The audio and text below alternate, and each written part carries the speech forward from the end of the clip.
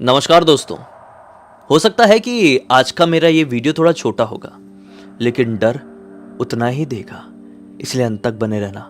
सच बता रहा हूं, बहुत मजा आएगा। तो आज जिस घटना की कहानी लेकर आ गया हूं, ये 2022 में घटी थी, लेकिन इसकी शुरुआत तो ऑब्वियसली बहुत पहले हो गई थी। तो महाराष्ट्र के छोटे से गांव में दो पक्के वाले दोस्त रहते थे। एक का नाम था अनीश और एक का नाम था विट्ठल। विट्ठल के परिवार वाले बहुत पैसे वाले लोग थे और अनीश के परिवार में इतना पैसा नहीं था, लेकिन फिर भी दोनों अपने गांव में रहकर एक ही स्कूल से पढ़ाई किए थे। लेकिन जब कॉलेज करने की बारी आई, डिग्री लेने की बारी आई, तो दोनों अपने अपने हिसाब से अलग अलग कॉलेज में एडमिशन लिए, अलग अलग डिग्री में एडमिशन लिए। ऑब्वियसली जो विट्ठल ने डिग्री किया था उसमें ज्यादा पैसा मिलना था।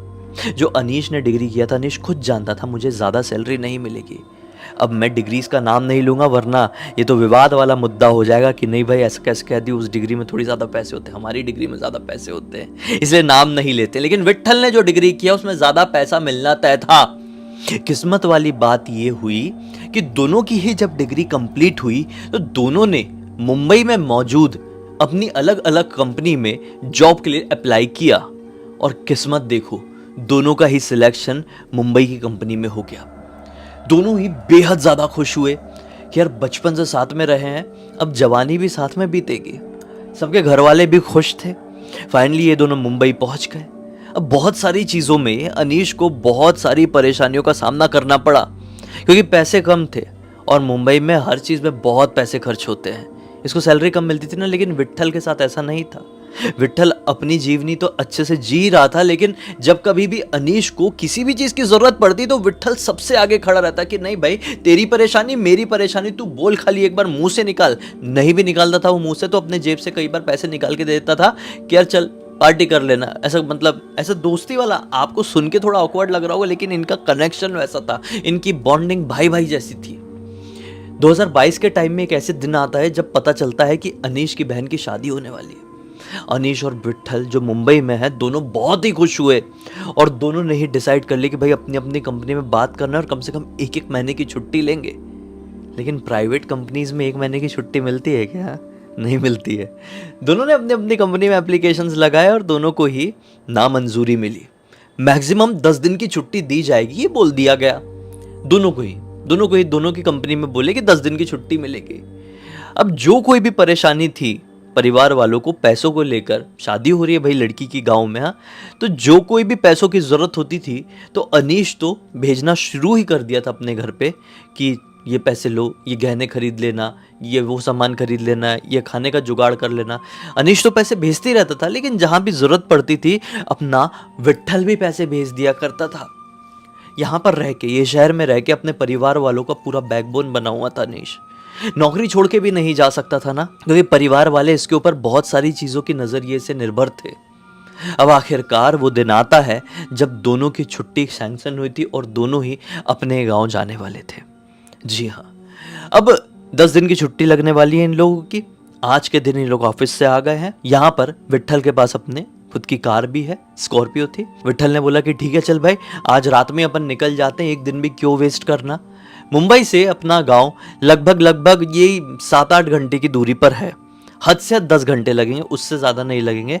रात में निकल जाते हैं। दोनों ने अपना सामान वामान गाड़ी में डाले हैं और रात में लगभग 8 बजे के आसपास अपनी जर्नी स्टार्ट कर दी, ये सोच के कि मैक्स टू मैक्स सुबह के 6 बजे तक हम पहुंच ही जाएंगे, क्योंकि रुकना भी होगा, थोड़ी नींद भी आएगी, थोड़ा टाइम पास भी होगा। नॉन स्टॉप रात की जर्नी नहीं हो पाती है ना, थोड़ा रुकना पड़ जाता है। इसलिए चलो, अब ड्राइवर सीट में अपना बैठ गया विट्ठल और बाजू में बैठ गया अनीश और ये निकल पड़े।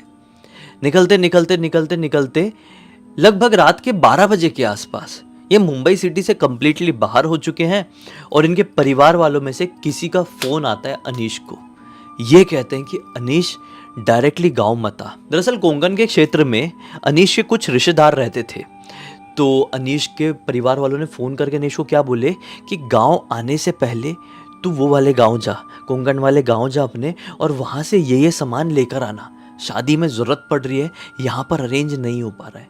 अब भाई कोई चीज़ रही होगी जो कि इनके गांव में अरेंज नहीं हो पा रही थी, और वो कोंकण वाले गांव में ही, जो इनका दूसरा गांव था एक तरीके से हम कह सकते हैं, वहाँ से ही अवेलेबल होने वाली थी। तो इन लोगों ने बोले चलो अच्छा हुआ यार, अपन को पहले ही पता चल गया।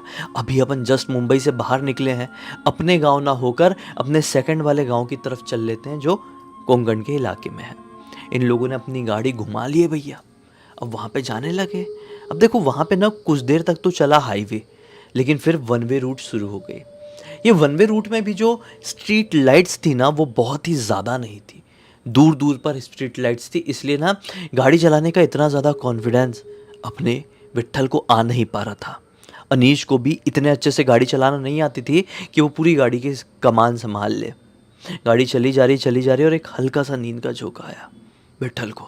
गाड़ी थोड़ी सी लहरा गई। अनीश बोलता है क्यों भाई, नींद आ रही है क्या? देख थोड़ी आगे कोई ढाबा आबा मिलता है तो रोक लेते, चाय वाय पीते। थोड़ी आगे जाने के बाद किस्मत से इन लोगों को एक ढाबा मिल गया। इन लोगों ने वहाँ पे गाड़ी रोके, खुला हुआ था, हैपनिंग सा ढाबा था, अच्छी खासी नाइट लाइफ चल रही थी, वहाँ पे लोग आए हुए थे, मस्त चाय पिए हैं, बिस्किट खाए हैं, अपना जो भी इन लोगों को खाना पीना था वो किए हैं और अपनी गाड़ी की तरफ एक बार नज़र डालते हैं। यार गाड़ी बहुत गंदी सी हो गई है यार, रास्ते में बहुत ज़्यादा धूल पड़ गई थी क्या?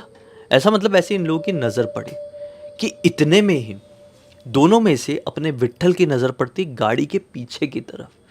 गाड़ी के पीछे की तरफ रोड थी और रोड के उस पार एक पुराना सा बंगलो था। एक ऐसा बंगलो जो कि पूरी तरीके से खंडर हो चुका था, वीरान हो चुका था।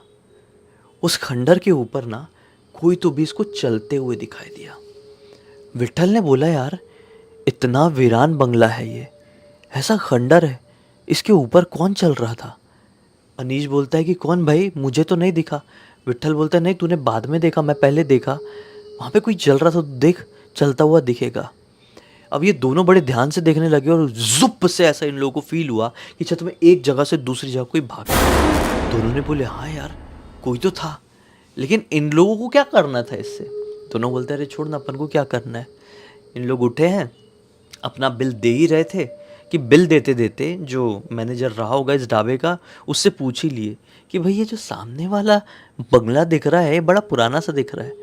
मैनेजर कहता है नहीं सर वो बंगला नहीं है, वो एक टाइम पर कॉलेज हुआ करता था। तो हाँ बोले वो अगर अभी वीरान है तो उसके ऊपर कोई हमको दिखाई दिए कैसे हो सकता है? ये बोलता है नहीं सर हो ही नहीं सकता, यहाँ पे कोई भी नहीं आता है, लोग कहते हैं कि ये भूतिया हो चुका है, यहाँ पर गलती से भी कोई नहीं आता है। अब ये जो विट्ठल था ना ऐसी चीज़ों में थोड़ा इंटरेस्ट रखता था। विट्ठल पूछता है अच्छा भूतिया हो गया है, कैसे भूतिया हुआ? लेकिन ये इसने बोला नहीं यार हमको मालूम नहीं है कि भूतिया कैसे हुआ, लेकिन हाँ इसके आसपास शाम होने के बाद कोई भटकता ही नहीं है। इनफैक्ट एक टाइम पर तो हमारे भी ढाबे में इस जगह के कारण इफेक्ट हुआ था, लेकिन अभी सब कुछ ठीक है। हमारे ढाबे में आने से किसी को कुछ प्रॉब्लम नहीं हुई, तो हमारे ढाबे में लोग कंटिन्यूसली आते हैं, लेकिन रोड क्रॉस करके उस तरफ नहीं जाते हैं। ऐसी ऐसी इन लोगों की बात हुई है और इन लोगों ने बोले ठीक है चलो निकलते, पैसे वैसे काट लिया और ये दोनों ढाबे से निकल कर अपनी गाड़ी की तरफ बढ़ी रहे थे बाहर की तरफ। तो क्या दिखते हैं, इनकी जो गाड़ी है ना वो अकेले में खड़ी हुई है पार्किंग में, दूसरे लोग की बाइक वाइक थोड़े आगे खड़ी हुई है, इन लोगों की अकेली कार उस पार्किंग में खड़ी हुई थी। ये अपनी कार की तरफ बढ़ी हैं तो क्या देखते हैं कि इनकी कार ना ऐसी हिल रही है, अंदर कोई भी नहीं था, कार लॉक थी, ऐसी हिल रही है। दोनों देख के घबरा गई कि ये कैसे यार, भूकंप आया क्या? ऐसी घबराहट में धक से लेकर पीछे की तरफ देखे, लेकिन ढाबा नहीं हिल रहा था। ढाबे के बाहर तरफ जो हल्के हल्के टेबल रखे हुए हैं प्लास्टिक फाइबर के वो भी नहीं हिल रहे, ना ही कोई बाइक हिल रही है, सिर्फ इनकी ही कार हिल रही थी। थोड़ा अजीब लगा कि हो सकता है कि उस तरफ कोई खड़ा होगा और कार को हिला रहा होगा। ये दोनों ही कार की तरफ बढ़े हैं और देखे कि कोई भी नहीं है, अंदर कोई जा भी नहीं सकता था क्योंकि प्रॉपरली लॉक्ड थी, खटारा कार नहीं थी, अच्छी खासी कार थी, अंदर कोई हो ही नहीं सकता था। लेकिन इतने में ही अनीश की नज़र पड़ती है कार के अंदर तरफ। बोलता अरे विट्ठल विट्ठल देख भला कार में अंदर कुछ गड़बड़ समझ में आ रही है क्या? विट्ठल पलट के देखता है तो क्या पाता है कि कार में अंदर पूरा धुआं धुआं भरा हुआ है। ये घबरा के बोला शिट, तुरंत कार खोला। लेकिन जैसी कार खुली ना तो धुआं होता है तो कैसा अलग ही उससे खांसी आती है, धुआं आप समझ ही जाता है, कोई भी इंसान समझ जाता है कि ये धुआं है। लेकिन बाहर से देखने में ये धुआं धुआं लग रहा था, कांच पूरे बंद थे। जैसे इसने गाड़ी खोला, पहला दरवाज़ा खोला तो क्या पाया, ये धुआं नहीं था, ये साला कोई फॉग था, ये धुआं नहीं था। तो ये थोड़ा सा एकदम शॉक्ड रह गई कि अंदर इतना ज़्यादा फॉग कैसे भर गया। ये वो भरी ठंड वाला समय नहीं है, फॉग कैसे भरा। फिर भी एक कपड़े से ऐसा फॉग को निकाले हैं और जाके बैठे, दोनों ही सामने तरफ बैठे। बोले ये कैसे हो गया यार। गाड़ी स्टार्ट की है, गाड़ी शायद एकदम ठंडी पड़ गई थी, स्टार्ट होने में प्रॉब्लम कर रही थी, लेकिन फिर भी 6-7 बार अपनी चाबी घुमाने के बाद कार स्टार्ट हुई ही है। ये दोनों हम निकल रहे हैं। अभी अचानक से विट्ठल की एक आदत थी कि कई बार ना वो अपनी गाड़ी में हनुमान चालीसा प्ले करता था। कभी भी उसका मन कर देता था वो प्ले करता था। उसका जो म्यूज़िक सिस्टम था उसको ऑन करने की कोशिश करता है। वो 3-4 बार कोशिश करने के बाद ऑन हुआ है। ऑन हुआ, हनुमान चालीसा जैसे ही प्ले किया है, लिटरली वो जो हनुमान चालीसा जो फेमस वाली आप लोगों को पता होगा, जो वो मतलब म्यूज़िक कंपनी वाली है, मैं नाम नहीं लूँगा म्यूज़िक कंपनी का, लेकिन वो म्यूज़िक बजता ही है और अचानक से श्री गुरु इतना ही सुनाई देता है और म्यूज़िक सिस्टम कुट करके ठप से बंद पड़ जाता है। ऐसा लगता है कि अंदर से कुछ तो भी फटने जैसी आवाज़ आई। ये दोनों घबरा गए कि ये कैसे हो सकता है। अनीश ने बोला कि यार मुझे कुछ ठीक नहीं लग रहा है, ये क्या क्या हो रहा है। पहले गाड़ी में ऐसा फॉग आया और फिर ये म्यूज़िक सिस्टम अपने आप ठप करके फूट गया। गाड़ी में कुछ गड़बड़ तो नहीं है ना भाई, अपन आराम से पहुंच तो जाएंगे। ये बोलते हैं नहीं नहीं गाड़ी में सब ठीक है भाई, गाड़ी में कुछ गड़बड़ रहती ना गाड़ी स्टार्ट ही नहीं होती। और ये फॉग वाला सिस्टम तो मुझे नहीं समझा, आना होता तो धुआं आता, ये फॉग क्या था अंदर, कुछ तो भी ठंडा ठंडा। बोले छोड़ो निकलते हैं अपन। इन लोगों ने अब गाड़ी की रफ्तार बढ़ा दिए हैं और अपनी कुछ तो भी पुरानी बात करते करते आगे बढ़ने लगे हैं। थोड़ी आगे जाने के बाद इन लोगों को क्या दिखाई देता है, वन वे रूट में चल रहे हैं, रोड थोड़ी सी उबड़ खाबड़ आ चुकी है, ये सिटी वाले एरिया से बिल्कुल बाहर निकल गए हैं। गाड़ी ऐसे ही जमजमाती हुई चल रही है, थोड़ी स्पीड में भी है, बात भी कर रहे हैं। गाड़ी के सामने अचानक से एक आदमी आ गया, ये झटके से ब्रेक मारे, तुरंत अपनी गाड़ी दोनों साइड से खोलते दोनों कांच और मुंह बाहर निकाल के चिल्लाते, तू पागल हो गया क्या, मरना है क्या। क्योंकि इन दोनों का ध्यान नहीं था, ये एक ऐसी जगह थी यहाँ पर अचानक से कोई ऐसे सामने आ नहीं सकता था, घना जंगल था। इन लोगों ने बहुत ज़ोर से चिल्लाया। वो आदमी इनके पास है, अरे भाई साहब मेरी ज़रा मदद कर देंगे तो बहुत अच्छा होगा, आगे मेरी गाड़ी ख़राब पड़ गई है, आप थोड़ा सा उतर के मेरे साथ चल लीजिए ना। तो अपना विट्ठल कहता है कि हाँ ठीक है, आप गाड़ी में बैठ जाओ, उतर के पैदल क्यों चले, हम चल लेते हैं आपकी गाड़ी तक, देख लेते क्या हो गया। बोलते हैं नहीं भाई साहब इस रोड में नहीं, ये इस रोड में। वो जिस तरफ इशारा करता है वहाँ पे क्या था पता है, खाई थी। बोलता है इस रोड में। विट्ठल बोलता है पिया है क्या, यहाँ पे रोड नहीं खाई है, तेरी गाड़ी यहाँ पे कैसे चली गई, गिर गई क्या। ये बोलता है नहीं भाई साहब गिरी नहीं है, गाड़ी यहीं है, यहाँ पे सड़क है, चलो ना एक बार, मेरी गाड़ी ख़राब हो गई है। ऐसे ही एक्सप्रेशन के साथ बोला। अनीश ने इशारा किया विट्ठल को, निकाल गाड़ी, कुछ प्रॉब्लम हो सकती है। इसने फटाक से अपने कांच चढ़ाया और गाड़ी आगे निकाल दी। अनीश बोलता है कि तू पागल हो गया है क्या, तू गाड़ी वाड़ी चलाते रहता है, तुझे इतनी समझ होनी चाहिए, ऐसे किसी की भी बात में आके गाड़ी रोकते नहीं है सुनसान जगह में, अभी रोकना मत किसी के लिए। अब ऐसा बात करके ये लोग अपनी गाड़ी थोड़ी आगे लिए ही है। 5-7 मिनट बाद फिर से वही आदमी लिटरली इनको ऐसा लिफ्ट मांगते हुए दिखाई दिया है। दोनों की हार्ट बीट बढ़ गई कि ये कैसे हो सकता है, लिटरली कैसे हो सकता है। यही आदमी हमको 5-7 मिनट पहले पीछे दिखाई दिया था, अभी आगे कैसे दिखाई दे रहा है, मतलब कैसे पॉसिबल हो सकता है। दोनों बहुत जोर से डर गए, अपनी गाड़ी की रफ्तार और बढ़ाती है। थोड़ी आगे जाने के बाद फिर से वो आदमी अब इनको बीचों बीच ऐसे हाथ देते हुए दिखाई दिया, रोड के बीच में। ये नज़ारा देखकर विट्ठल को बिल्कुल भी समझ में नहीं आया कि मैं क्या करूं। वो अपने गाड़ी को साइड से काट कर निकालने की सोचा है कि इतने में उसका बैलेंस बिगड़ गया। घबराहट हो गई ना, तो घबराहट में कई बार हमारे हाथ पैर हमारे कंट्रोल में नहीं होते, बैलेंस बिगड़ सा गया और गाड़ी ठुक गई जाके एक पेड़ में। किस्मत वाली बात ये थी कि गाड़ी लेफ्ट तरफ नहीं गई, लेफ्ट तरफ थी खाई, राइट तरफ था थोड़ा सा पेड़ वाला इलाका, वहाँ पे जाके एक पेड़ से ठुक गई। और बहुत बीच से नहीं ठुकी, थोड़ा साइड से ठुकी, और बहुत ज़ोर से भी नहीं ठुकी थी, क्योंकि इसने ठुकने से जस्ट कुछ सेकंड पहले गाड़ी को हल्का सा कंट्रोल कर लिया था। दोनों डर गए, बहुत ज़ोर से बोले ये क्या मैटर था, गाड़ी पीछे ले, हो सकता है वो कोई चोर लुटेरे हो। विट्ठल गाड़ी पीछे ले ही रहा था कि गाड़ी पीछे लेते लेते उसकी नज़र पड़ती अपनी गाड़ी के रियर व्यू मिरर में। वो क्या देखता है कि जिस पॉइंट में वो सड़क के बीचों बीच आदमी आके ऐसा ऐसा करने लगा था, जिसकी वजह से जहां पर इनकी गाड़ी का बैलेंस बिगड़ा था, एग्जैक्टली उसी जगह पर एक आदमी खून से लथपथ बीच रोड में पड़ा हुआ है। ये बहुत जोर से डर गया, बहुत जोर से, लेकिन फिर भी अनीश को कुछ बोल नहीं रहा है क्योंकि ब्लैंक हो गया ना, दिमाग काम करना बंद कर दिया। ये सिर्फ गाड़ी पीछे ले रहा है, पीछे ले रहा है। इसने सोचा कि यहाँ से आगे निकल के अनीश को कुछ बोलता हूँ, क्योंकि कहीं ना कहीं अपने सबकॉन्शियस माइंड में ये भाप लिया था कि यहाँ पर कोई आत्मा, भूत प्रेत, पिशाच, शैतान कुछ तो आ गया है, कुछ तो आ गया है। और अगर मैंने उसके बारे में इसको बोल दिया, टोक दिया, तो वो चीज़ हमारे ऊपर लग सकती है। ये कुछ बोल नहीं रहा है, पीछे ले ही रहा था रियर व्यू मिरर में देखते देखते क्या पाया, जो पड़ा हुआ था ना वो सुट से खड़ा हो गया।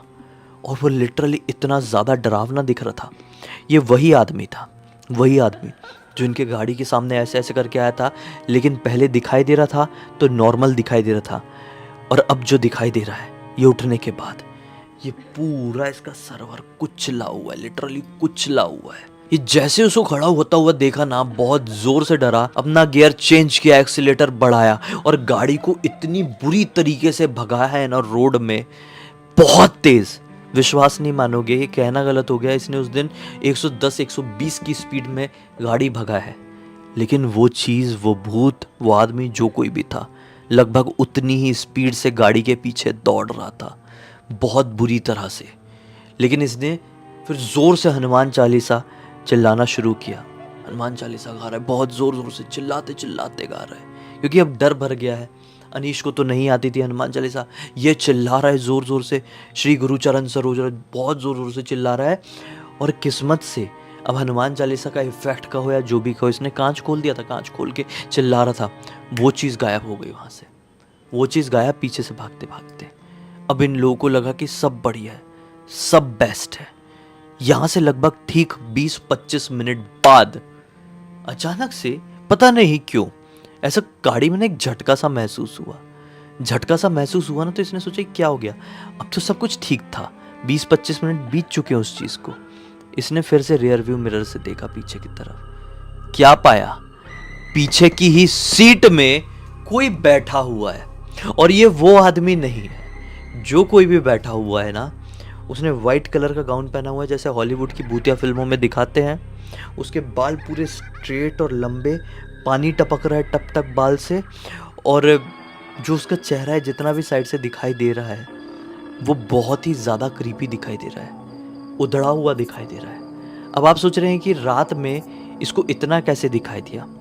डर इन लोगों को बहुत ज़्यादा था, इसलिए इन लोगों ने अपनी कार में लाइट ऑन रख दिए थे अंदर साइड की भी, क्योंकि बहुत कुछ हो गया था इनके साथ अभी, इसलिए पीछे का वो नज़ारा दिख गया। और इसने ऐसा एक हाथ मार के अनीश को भी ऐसा कर दिया कि पीछे कुछ गड़बड़ है। दोनों एक दूसरे को समझ गए, क्योंकि बचपन से एक दूसरे के साथ थे, तो इशारा कर दिया, अनीश समझ गया कि कुछ गड़बड़ है। यहाँ पे अनीश भी अपनी दुआ वगैरह पढ़ रहे हैं और ये भी हनुमान चालीसा पढ़ना शुरू कर दिया। और पीछे वापस से इन लोगों ने नहीं देखे, बहुत तेज़ी से वहाँ से गाड़ी निकाले हैं और फाइनली वो गाँव में ही आके रुके। अब इतना कुछ हो गया था ना पूरे रास्ते भर इनके, तो चेहरे में दिखने लगा था, गाड़ी भी ठुक गई थी, तो बोल दिया, आखिर बोल दिए गांव वालों ने, क्या हो गया, कुछ परेशानी हो गई क्या। तो इन लोगों ने बताया ऐसा ऐसा हो गया है। बोले अच्छा हुआ, ज़्यादा कुछ नहीं हुआ है, अब गलती से भी रात बेरात उस रास्ते से मत आना। ये लोग फिर वहाँ से अपने गांव पहुँच गए, वहाँ पे शादी हुई, लेकिन शादी के बाद भी दोनों को चैन नहीं, ठंडक नहीं कि हमारे साथ ये जो कुछ भी हुआ है ये क्यों हुआ है, ये दोनों को चैन नहीं मिल रहा है, जानना है। और ये जो कुछ भी चीज़ हुई है ये उस ढाबे के बाद से हुई है। दोनों समझ गए थे कि ढाबे के सामने कुछ तो भी भूतिया था, वहीं के कारण हुआ होगा, हम ढाबा फिर से जाएंगे। ये दिने दिन में उस ढाबे में पहुँचे और वहाँ पे कोई और आदमी था, किस्मत से ढाबे में काम करने वाला आदमी, ज़्यादा उम्र का। उससे पूछे कि जो सामने दिखाई दे रही है कॉलेज, ये आपके मैनेजर बता रहे थे कि ये भूतिया है। पूरा मैटर नहीं बताया इस आदमी को जो काम करता था वहाँ पे। उसको बोले कि आपका जो आदमी है वो बता रहा था कि ये भूतिया है, लेकिन कैसे भूतिया, आप बता सकते हो क्या। तो फिर जाके यहाँ पर काम करने वाले इस बूढ़े आदमी ने बताया कि भाई साहब ये अच्छा खासा कॉलेज था एक टाइम पे। कॉलेज वगैरह क्या होते हैं, आउटर इलाके में ही होते हैं ना, अच्छा खासा था। लेकिन यहाँ पर ना जो वॉचमैन था वो एक दिन छत में गया हुआ किसी वजह से। अब किस वजह से गया किस वजह से नहीं हमको नहीं मालूम, क्योंकि क्या हुआ उसके आगे बताते हैं। वो छत में तो गया, उसका पैर वैर फिसला होगा, वो गिर गया नीचे, ऑन द स्पॉट वो मर गया। उस दिन के बाद से उसकी आत्मा इस कॉलेज में भटकने लगी थी। कई सारे लोगों ने रात बेरात तो छोड़ो, दिन में भी देखे। एक दिन ऐसा आया कि ये कॉलेज कंप्लीटली बंद हो गया, सिर्फ और सिर्फ उस वॉचमैन की आत्मा की वजह से। और फिर रात में क्या, दिन में भी लोग इसके आसपास जाने से कतराने लगे। इन लोगों ने बोले शिट, यानी हमारे साथ जो कुछ भी हुआ था ये उस वॉचमैन की आत्मा की वजह से हुआ था। लेकिन हमने क्या बिगाड़े थे उसका? क्या सिर्फ इतना बिगाड़े थे कि हमने उस चीज़ को टोक दिए थे, हमको कुछ दिखाई दिया था? तब इनको दिमाग में आया कि इनके घर वाले भी, इनके मम्मी पापा, इनके दादा दादी और हमारे घर वाले भी हमको हमेशा से सिखाते हैं कि कुछ भी चीज़ कहीं पर भी दिखाई दे उसको तुरंत मत टोको। क्या मालूम वो चीज़ आपसे अट्रैक्ट हो जाए। नहीं टोकना चाहिए। कोई भी शुभ काम के लिए जा रहा है मत टोको, कोई भी किसी भी काम के लिए जा रहा है उससे सवाल मत करो, क्योंकि आसपास निगेटिविटी जुड़ी हुई रहती है, हवाओं में होती है वो चीज़। सुन के आसपास कभी आपके आ गई ना तो फिर बस ऐसे ही पीछा छुड़ाते रह जाना। सबकी किस्मत इतनी अच्छी नहीं होती जितनी इनकी थी। इस पूरी घटना की जानकारी मुझे किसी और ने नहीं बल्कि खुद विट्ठल ने इंस्टाग्राम पर लिखकर बताया। मैंने सोचा आप लोगों को बताऊं, जिससे आप लोगों को एक बहुत अच्छी सीख मिलेगी कि किसी को कभी टोकना नहीं चाहिए, कुछ भी हो सकता है। इसी एक नोट के साथ इस कहानी का अंत करते हैं। अब तक इस वीडियो को देखे हैं तो लाइक ज़रूर कर देना, चैनल को सब्सक्राइब करके बेल आइकन दबा के ऑल के ऑप्शन में क्लिक करना, क्योंकि इसी तरह के हैरान कर देने वाले खौफनाक वीडियोस डेली आप लोग के सामने लेके आता रहता हूँ। इंस्टाग्राम के लिंक इस वीडियो के डिस्क्रिप्शन बॉक्स में मिल जाए, क्लिक करके डायरेक्टली वहाँ पर पहुँच जाना। और इसी तरह की कोई भी कहानी, टॉपिक या जानकारी आप लोग के पास भी है तो लिख भेजना। हो सकता है हमारा अगला वीडियो कल आपके हिसाब से ही बन रहा हो। तो चलिए कल फिर से मिलते हैं, तब तक के लिए बहुत बहुत धन्यवाद। आपका दिन शुभ हो।